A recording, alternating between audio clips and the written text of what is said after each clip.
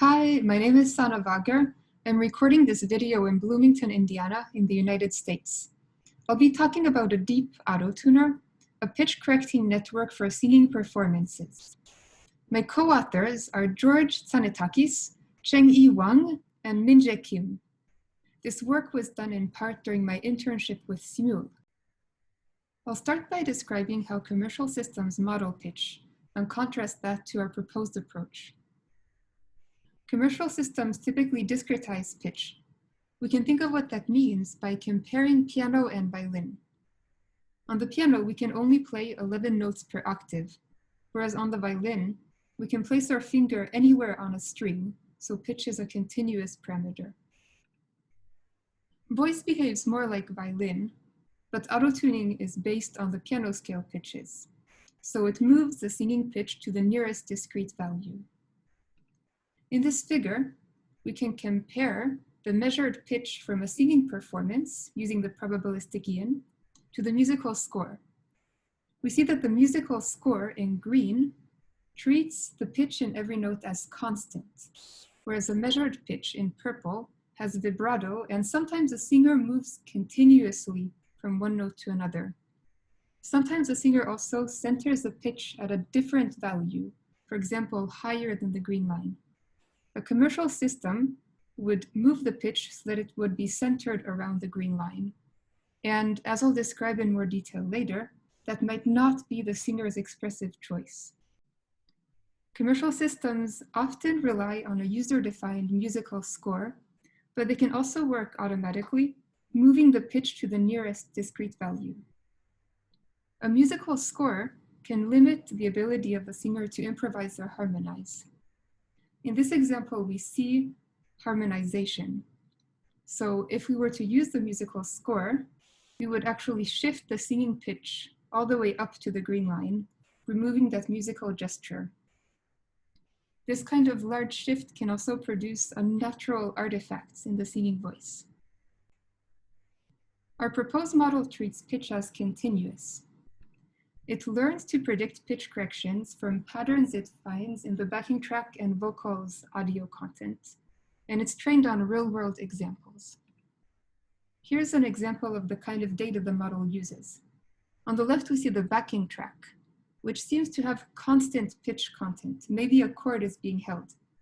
So our task is to find a good alignment between the vocals and the backing track. Furthermore, our proposed model doesn't need reference pitches or a score.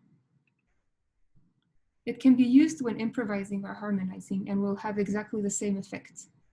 That also means that it can be used for genres that don't use the equal tempered scale. The proposed model shifts every note by a constant in order to preserve the original pitch contour. So to summarize, it's designed to preserve nuances while also detecting and correcting unintended pitch shifts. In this figure, we can compare the original pitch contour to that after auto-tuning, but we also can look at the detune version, and that I'll describe in more detail later. It's used for training the model. We can also see that the shifts are at the level of the note, but within notes, the pitch contour remains identical. I'll briefly describe related work. First, we have a style transfer approach to post-processing of a singing performance, where we modify an amateur performance so that it mimics a specific professional level performance. In our case, we instead learn patterns from a larger data set, use these to correct pitch, but also can preserve the amateur's expressive gestures. Our work is inspired by studies on musical intonation.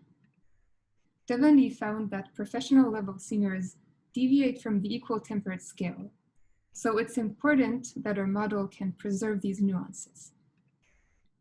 Parncut describes how physical frequency and perceived pitch differ based on features like frequency register or harmonic contour.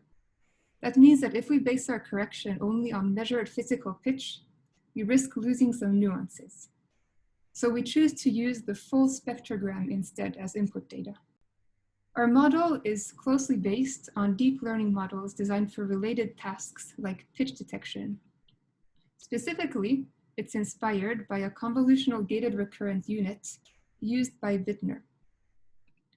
We also use the same format, the constant Q transform or CQT, because this kind of spectrogram is translationally invariant. We can shift our CQT up or down without changing the ratios between the harmonics. I'll now describe the model in more detail, starting with the data. So in theory, our input to the model is an out-of-tune vocal performance, and that's not hard to find. But then the target should be the in-tune version, otherwise identical to the input. And that kind of pair can be hard to get. So in practice, we can train using artificially detuned performances and use these as input to our model. We start with an in-tune version, and we use this original performance as our target. The remaining challenge is to develop a detuning approach. Smule kindly provided us with data in the intonation dataset of 4,702 public performances. We had access to the vocal and backing tracks, and the performances were selected for being in tune on average. We also had access to the MIDI scores. Now the input to the model is a 3-channel constant Q transform.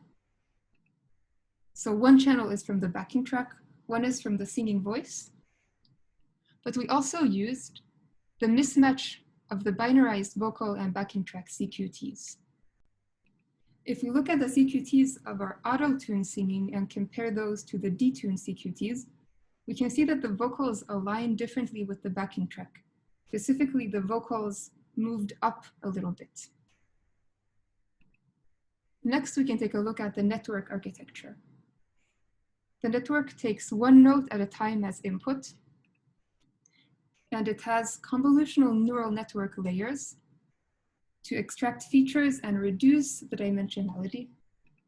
These are followed by a gated recurrent unit layer, which outputs a single scalar value, the shift to apply to that note. But to account for the long-term temporal structure across notes, we initialize the hidden state of the GRU with that from the previous note. As mentioned earlier, we generate input-target pairs by detuning vocal performances, and the model learns to restore the original performances. But modeling out-of-tune singing is a challenge in itself. We pick a relatively simple approach for now, where we split the singing into individual notes, and we use our probabilistic yin algorithm for this note parsing.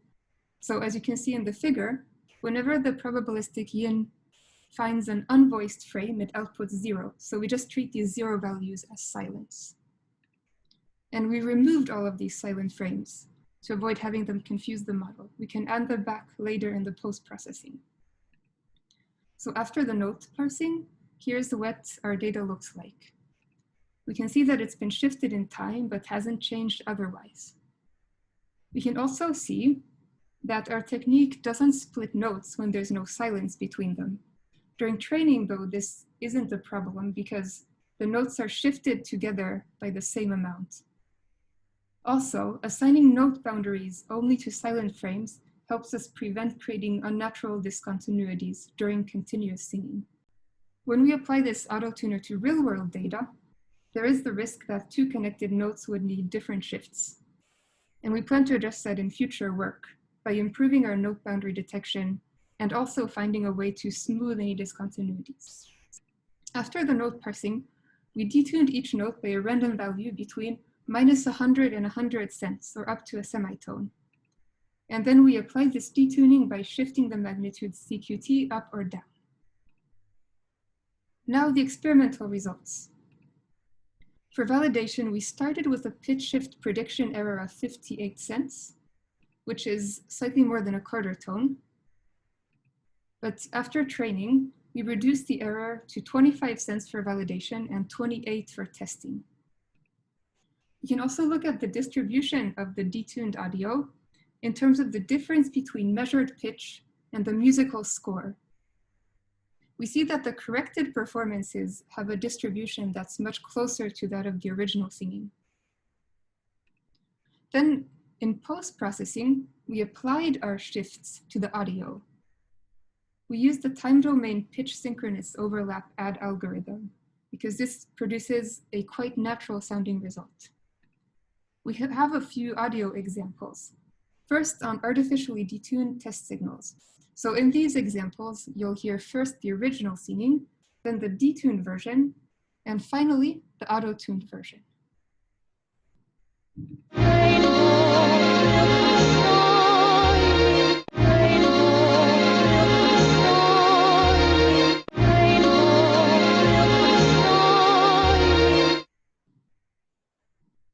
Hey, mama, gonna be alright, dry those eyes. Hey, mama, gonna be alright, dry those eyes. Hey, mama, gonna be alright, dry those eyes.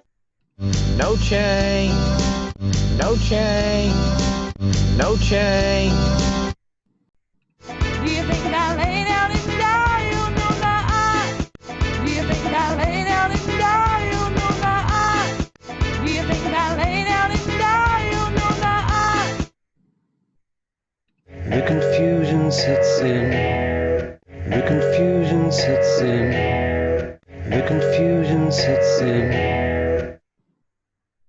Wanna hold back, baby, you should know that. Wanna hold back, baby, you should know that. Wanna hold back, baby, you should know that.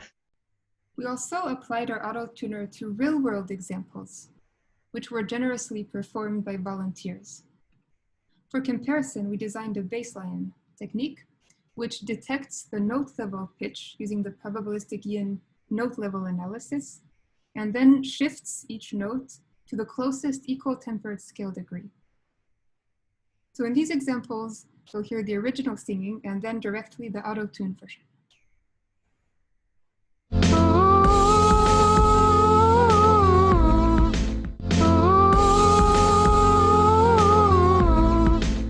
In this example, we run into one limitation of the baseline. It can't correct by more than 50 cents because it always has to project the note to the closest pitch. But the proposed model is not bounded in the same way, so it's able to fix this particular example.